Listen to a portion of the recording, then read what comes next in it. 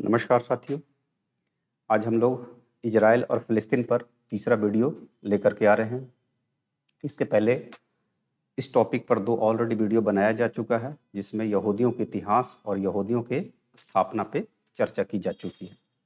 आज जो मूल रूप से हम लोग चर्चा करेंगे, वो ये चर्चा करने का कोशिश करेंगे कि जिस यरूशलेम क्षेत्र का नाम सुनते हैं, या तो अल अक्सा मस्जिद का नाम सुनते हैं, या तो विलिंग वॉल का नाम सुनते हैं, उनके बारे में चर्चा करेंगे और हाल के दिनों में क्या घटनाएं घटित हुई थी, किस इशू को लेकर के इतना मामला आगे बढ़ा था और कैसे वो जाकर के समाप्त हुआ, उसके बारे में चर्चा करेंगे।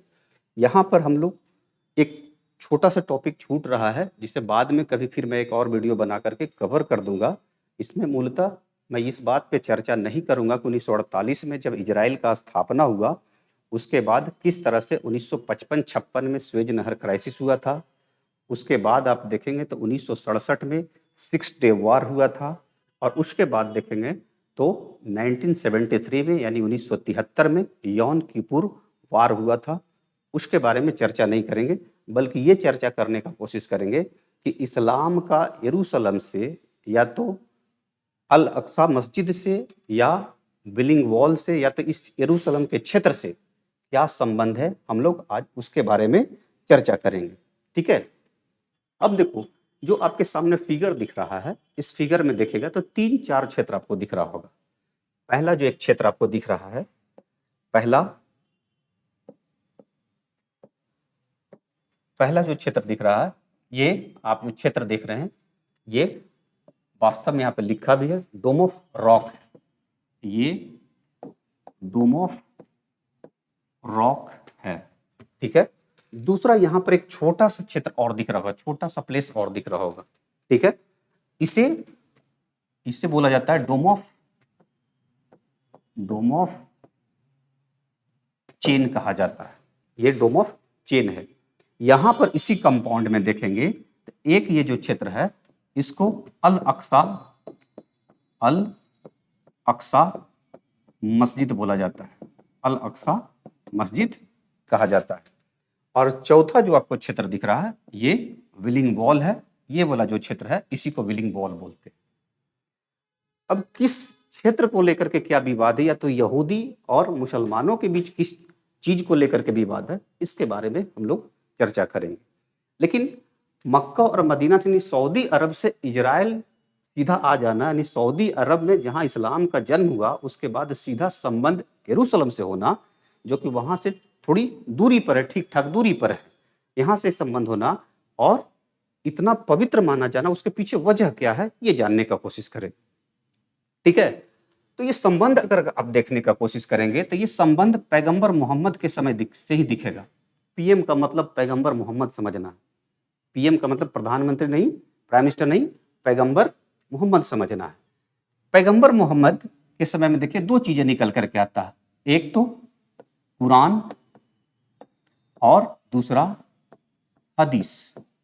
ये 2 चीजें, 2 मूल रूप से किताबें निकल करके आती है। कुरान जो ईश्वर के द्वारा, अगर आप देखेंगे तो ईश्वर के वचन किस पर, तो पैगंबर मोहम्मद पे नाजिल हुआ। ठीक है। और हदीस जो देखेंगे, हदीस में उन बातों की चर्चा की गई है जो उनके जीवन में घटित हुआ, या तो जो उनके जीवन से संबंधित हैं, उनके बारे में चर्चा किया गया है हदीस में। तो आप अगर देखेंगे तो जिस यरूशलेम की हम बात कर रहे हैं, इस यरूशलेम का चर्चा कुरान में नहीं है। कुरान में कहीं भी इसकी चर्चा नहीं की गई, बल्कि इसकी चर्चा कहाँ की गई है, तो इसकी चर्चा हदीस में की गई है। और हदीस में भी कैसे चर्चा की गई है, हदीस में ये कहा गया है कि पैगंबर मोहम्मद ने अपने कुछ साथियों से बताया था यरूशलेम के बारे में, अपने कुछ साथियों से यरूशलेम के बारे में बताया था। वो बताया क्या था, उन्होंने क्या घटना था जिसके बारे में उन्होंने अपने साथियों से चर्चा किया था। तो चर्चा एक बार ये किया था कि एक नाइट जर्नी हुआ था, एक नाइट जर्नी, पैगंबर मोहम्मद ने एक बार एक नाइट जर्नी किया था, यानी एक ही रात में वो यात्रा तय करना था। और यात्रा कहाँ का उन्होंने किया था, तो यात्रा उन्होंने 2 जगह का किया था। एक जो मक्का और मदीना से सबसे दूर बिंदु पे, सबसे दूरी क्षेत्र पे, और दूसरा उन्होंने यात्रा किया था, स्वर्ग की यात्रा किया था। अब सोच के देखो कि एक बार एक रात में कैसे उन्होंने स्वर्ग का यात्रा कर लिया, तो इतनी दूरी को तय कर लिया। ये तब की बात है, ये लगभग 621 की बात है, 621 एडी की बात है।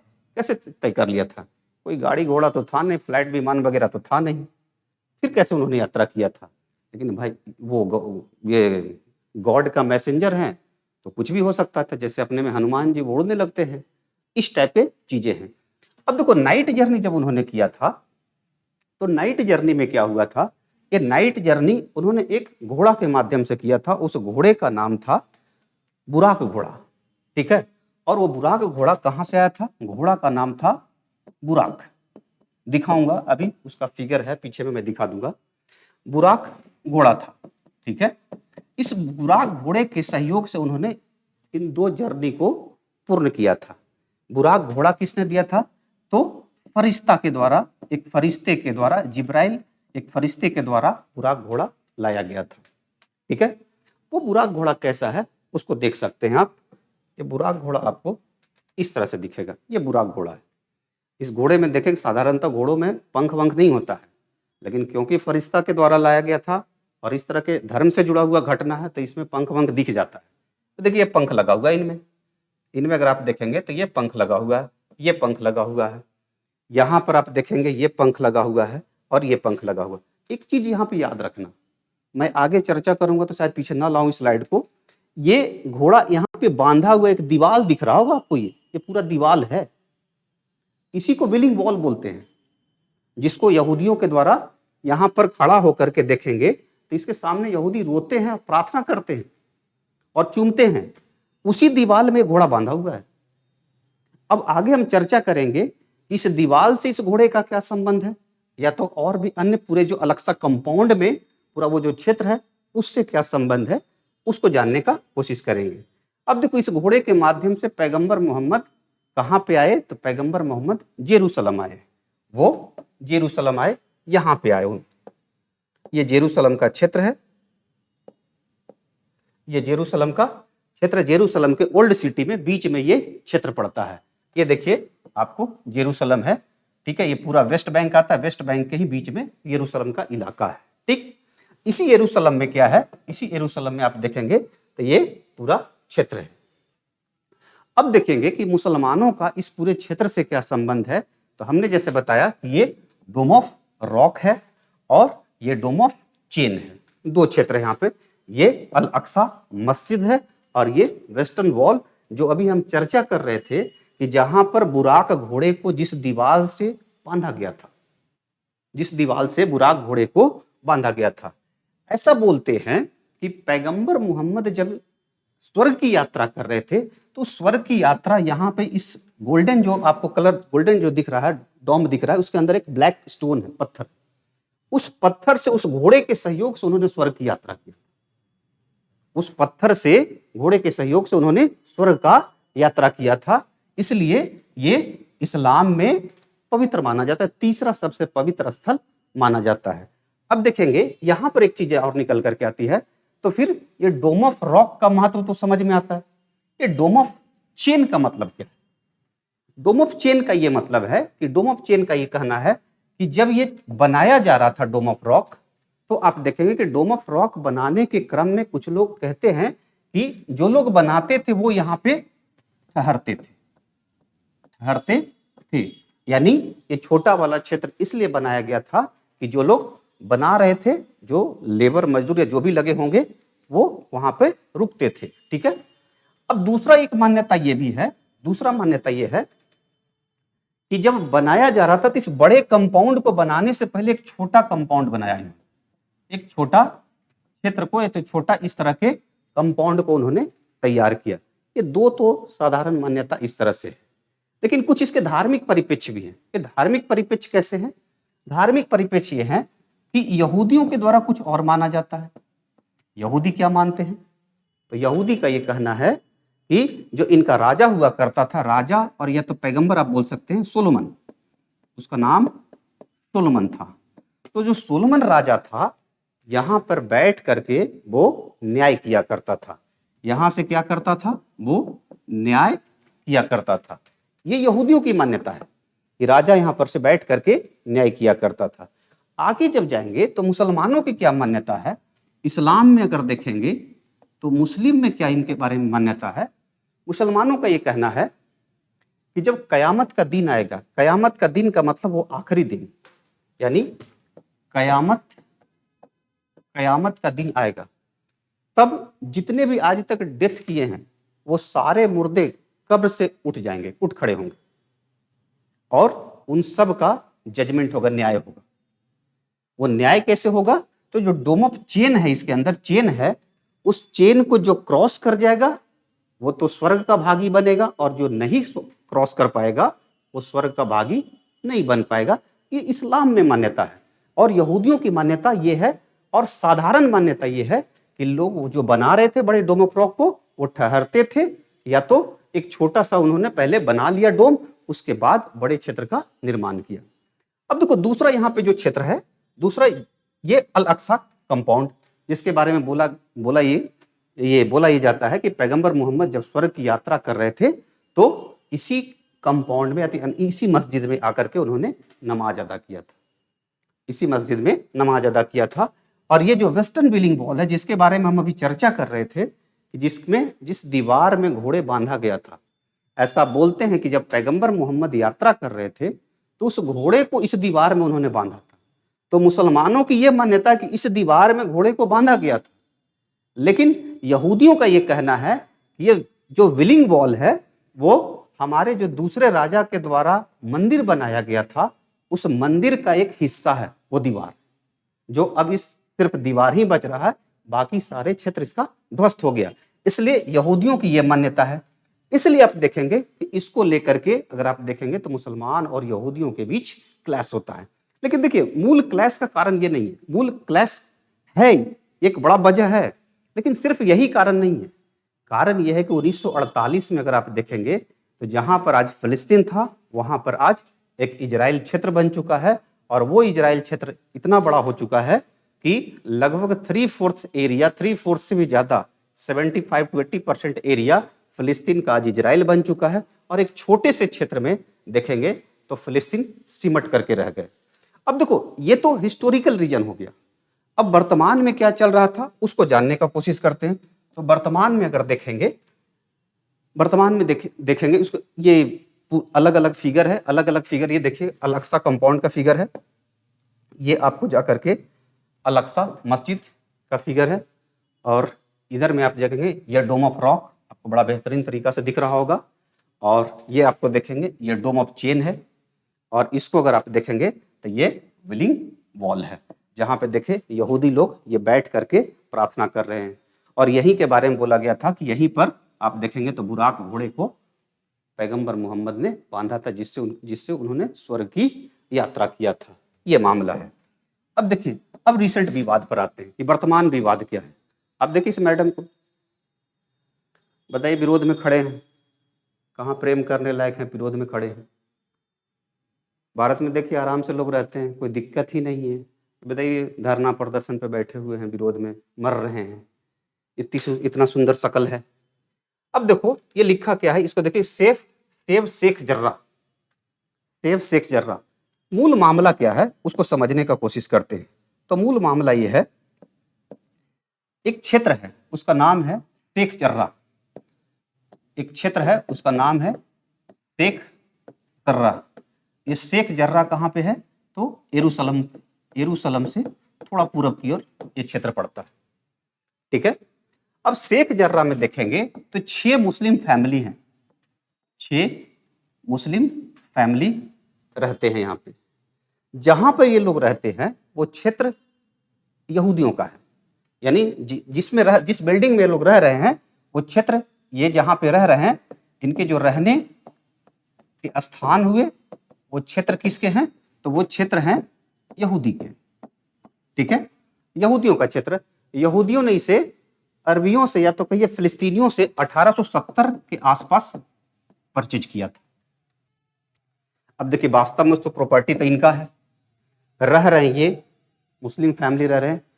अब देखिए रिसेंट में विवाद कहां से पैदा होता है कि जो 6 फैमिली रह रहे थे और जिन यहूदियों का ये बिल्डिंग था, इन्होंने क्या किया, कुछ राइट विंग लोग थे उनको बेच दिया। राइट विंग का मतलब समझिएगा, राइट विंग जहां पर भी राइट विंग से जुड़े हुए लोग होंगे, एक विचारधारा है राइट विंग, राइट और लेफ्ट, ठीक है।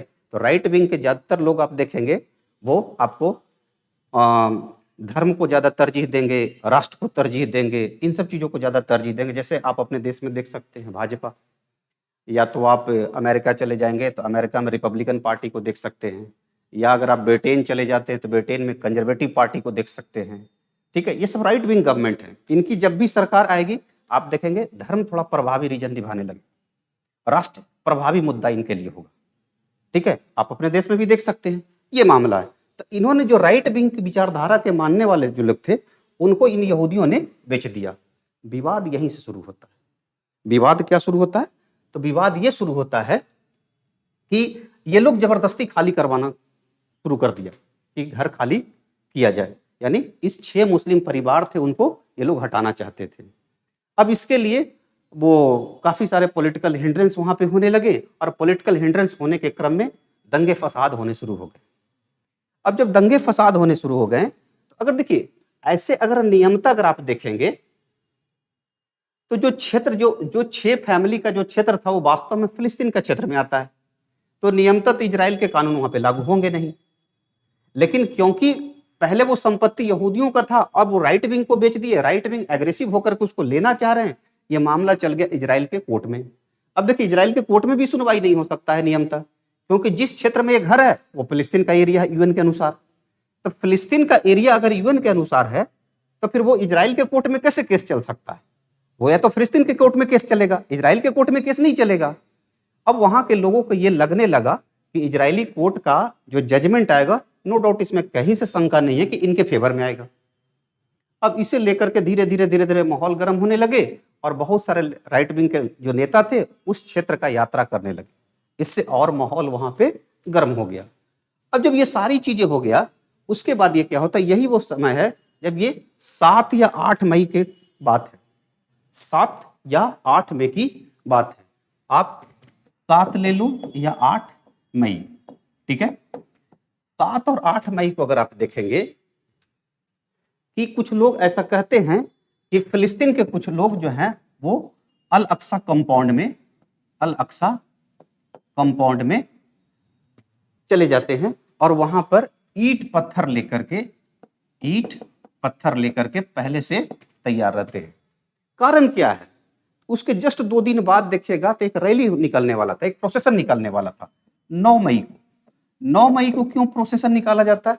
9 मई 1967 को अगर आप देखेंगे तो 6 डे वार हुआ था, और उस 6 डे वार में अगर आप देखेंगे तो 4, 5, 6 देशों ने मिल करके अटैक किया था इजराइल पे। उसमें मिस्र शामिल था, लेबनान शामिल था, जॉर्डन शामिल था, सीरिया, इराक वगैरह, और पीछे से सऊदी अरब वगैरह भी काफी सारे शामिल थे, सूडान वगैरह भी सपोर्ट कर रहे थे, ठीक है।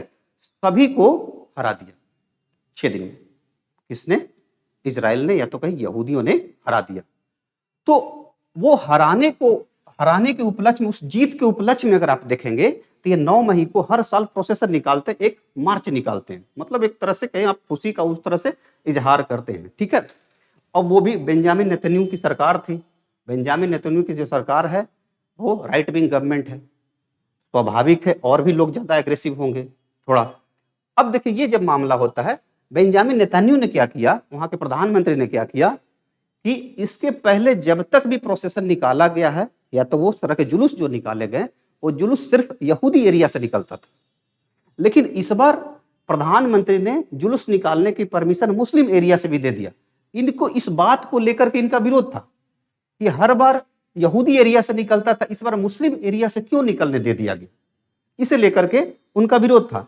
और उन्हें आशंका भी था कि कुछ हो सकता है, दंगे फसाद हो सकते हैं, और वो दंगे फसाद होते जिसकी वजह से अल अक्सा कंपाउंड में देखेंगे तो वहां पर पहले से देखिएगा तो कुछ फिलिस्तीन लड़के जो थे, फिलिस्तीन युवक थे, वो पहले से ईंट पत्थर लेकर के तैयार थे, ऐसा कहते हैं, ठीक है। अब देखिए कुछ होता क्या है कि ठीक उसके 9 मई के ठीक 2 दिन पहले जब इनको ऐसा लगता है, इजराइल के पुलिस को लगता है या तो इजराइल के सरकार को लगता है कि ये लोग पहले से ही इस तरह के कुछ कर सकते हैं, तो इन्होंने क्या किया, इजराइल के पुलिस अल अक्सा कंपाउंड में इन कर गया। इसके पहले कभी नहीं इन किया था। अल अक्सा कंपाउंड में इन करके, अल अक्सा कंपाउंड का पूरा एरिया देखेंगे, डोम ऑफ रॉक का जो नीचे वाला वो जो एरिया देखेंगे उसमें 11 गेट हैं। एक गेट सिर्फ दूसरों के लिए खुला रहता है, 10 गेट मुसलमानों के लिए रहता है। ठीक है, उस कंपाउंड में पुलिस घुस गई जो जनरली नहीं जाती थी वहां पे। अब इसे लेकर के देखिएगा तो इजराइल को अगर आप देखेंगे, इजराइल का पूरा क्षेत्र देखेंगे तो फिलिस्तीन का क्षेत्र 2 हिस्सों में बटा हुआ है। एक हमास है जो मेडिटेरियन सी की तरफ एक छोटा सा क्षेत्र बनेगा, और दूसरा आपको वेस्टर्न बैंक है, वेस्टर्न बैंक का इलाका जिसमें यरूशलेम वगैरह आता है वहां पर है। हमास उसे नाम तो गाजा है, लेकिन हमास एक संगठन है, उस संगठन के द्वारा वहां पे शासन किया जाता है गाजा में। गाजा मेडिटेरियन सी की ओर है। अब देखिए हमास एक ऐसा संगठन है, एक टेरर संगठन के रूप में बहुत सारे देश उसको टेरर संगठन मानते हैं, बहुत सारे देश उसके पॉलिटिकल एक्टिविटी को सिर्फ टेरर संगठन के रूप में मानते हैं। इस तरह से ये किया जाता है। इजराइल और अमेरिका तो टेरर संगठन ही मानते हैं। हमास इजराइल को बोला कि आप 24 घंटा में अल अक्सा कंपाउंड को खाली कीजिए, नहीं तो हम अटैक करेंगे। 24 घंटा में अल अक्सा कंपाउंड के इजराइल के पुलिस के द्वारा खाली नहीं किया गया, बल्कि और उसे घेर लिया गया, और वहां पर दोनों के बीच झड़प भी हुआ। फिलिस्तीन लड़के और इजराइल फोर्स के बीच बड़े पैमाना पे झड़प भी हुए। अब उस झड़प में कुछ लोग भी मारे गए। बाद में ये होता है कि जब कंपाउंड को खाली नहीं किया गया तो उससे आगे अगर आप देखें, उससे आगे ये होता है कि जब कंपाउंड को खाली नहीं किया गया तो ये देखेगा हमास का ये रॉकेट है, ये हमास का ये रॉकेट है। हमास ने एक बार में 100 रॉकेट इजराइल के तरफ, यानी गाजा के तरफ से इजराइल के तरफ, यानी वेस्ट बैंक के तरफ छोड़ना शुरू कर दिया। अब यहाँ पे देखो 2 चीजों की चर्चा आती है। एक तो हमास के द्वारा रॉकेट छोड़ा गया, उसी समय एक ये इजराइल के पास एक आयरन डोम एक इक्विपमेंट है, उसके बारे में चर्चा किया गया। ये आप देख सकते हैं आयरन डोम का ही स्ट्रक्चर है मूलतः, या तो सबसे बेहतर स्ट्रक्चर आपको देखो ये दिख सकता है, ये आयरन डोम है। ठीक है, तो ये जो रॉकेट गाजा की ओर तरफ से छोड़े जाते हैं एक बार में 50-100, इसकी खासियत ये है कि पहले ये रडार से उसको पिक करता है। देखिए ये रडार से पिक करता है, उसके डायरेक्शन को देखता है, और फिर यहां से मिसाइल दागे जाते हैं, और जो रॉकेट गाजा के तरफ से आता है उसे आसमान में ही खत्म कर दिया जाता है टारगेट करके। लेकिन ये देखो महंगा है, काफी महंगा है। अब इजराइल क्या करता है इसके माध्यम से? इजराइल ये करता है कि जो रॉकेट अगर देखेंगे, जो इस तरह के रॉकेट लॉन्चर हैं, जो रॉकेट खाली एरिया में गिरता है उसे तो वो टारगेट नहीं करता है, लेकिन जो जहां पे मानवीय बसावट है, जहां पे पब्लिक का बसावट भीड़ भाड़ है या तो शहरी एरिया है, वहां पर टारगेट करके उसे आसमान में ही खत्म कर दिया जाता है। इस तरह से देखिएगा काफी विरोध हुआ, काफी समय ये चले। अब तो वहां के प्रधानमंत्री बेंजामिन नेतन्याहू नहीं रहे, वो भी चेंज हो चुके हैं, लेकिन काफी विरोध हुआ, और विरोध होने के बाद आप देख सकते हैं किस तरह से गाजा में, ये गाजा का फोटो है, गाजा का पिक दिख रहा होगा कि इजराइल के द्वारा जो रॉकेट लॉन्च किया गया, छोड़े गए, उसमें काफी सारे ध्वस्त हुए। और हर बार ऐसे ही होता है कि कुछ एक लोग मरते हैं इजराइल के, ज्यादातर लोग फिलिस्तीन के मरते हैं, ज्यादातर लोग फिलिस्तीन के मरते हैं, क्योंकि इतना आसान नहीं इजराइल का आप कम्पीट कर पाएंगे। इजराइल डिफेंस के मामले में, डिफेंस रिसर्च में बहुत आगे है, वाटर रिसर्च में बहुत आगे इजराइल है। इस तरह से ये घटनाएं घटी है हाल के दशक में। इसके पीछे देखिए कुछ ऐसे कारण बताते हैं कि बेंजामिन नेतन्याहू के वहां पे सरकार अगर देखेंगे तो काफी लंबे समय से अस्थिर सरकार है, कभी वहां पे किसी एक गवर्नमेंट का मतलब फुल मेजोरिटी से गवर्नमेंट नहीं बन पाता है। एक साल में 4 इलेक्शन हो चुके थे, 1.5 साल के अंदर में 4 इलेक्शन हो चुके थे, तो कुछ इससे भी जोड़ करके देखते हैं। और जैसे ही ये लड़ाई हुआ तो आप देखेंगे फतह पार्टी, जो फतह यानी PLA संगठन थी, जो वेस्ट बैंक में जिनकी सरकार थी, वो उन्होंने क्या किया, वो भी हार जाते तो उन्होंने क्या किया, अनलिमिटेड यानी अनलिमिटेड टाइम तक बढ़ा दिया कि इलेक्शन नहीं होंगे। मोहम्मद अब्बास उस सरकार के नेता। सोचिए फिलिस्तीन 2 क्षेत्र में बटा हुआ है, दोनों जगह 2 का सरकार है, एक जगह PLA का सरकार है, दूसरे जगह आप देखेंगे हमास की सरकार है। ठीक है, इस तरह से चीजें हैं। तो इस तरह से हाल के दशक में फिलिस्तीन और इजराइल के बीच घटनाएं घटित हो रही थी। आगे कभी फिर वीडियो बनाने का मौका मिला तो एक और वीडियो बनाऊंगा जिसमें 1955-56 के स्वेजनहर क्राइसिस और 67 का बार, 73 का बार, और किस तरह से आपस में दोस्ती के लिए संधि करने की कोशिश की गई, उसके बारे में चर्चा करूंगा। धन्यवाद।